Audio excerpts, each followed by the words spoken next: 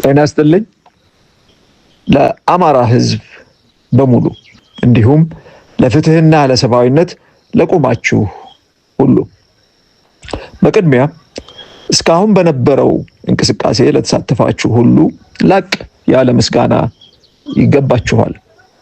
ድምጻችሁን በማሰማት ጊዜያችሁን በመስጠትና መድረኮቻችሁን ሁሉ ለዚህ ዓላማ በመጠቀም ላደረጋችሁት ተሳትፎ ምስጋና ይድረሳችሁ።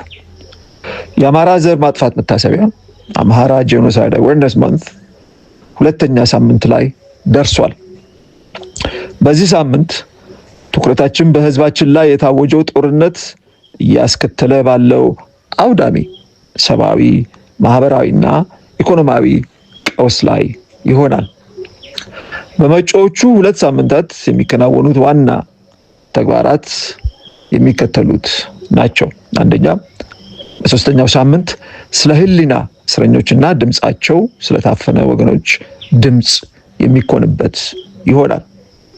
ሁለተኛ፣ በአራተኛው ሳምንት የአማራን የህልውና ደህንነት ለማረጋገጥ ሊሰሩ የሚገባቸው ቀጣይ ስራዎች ላይ ትኩረት ይደረጋል።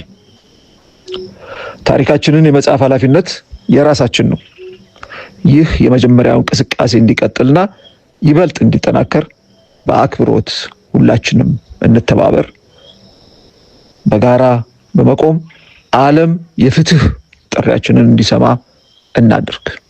አመሰግናለሁ። እስክንድር ነጋ ከትግል ሜዳ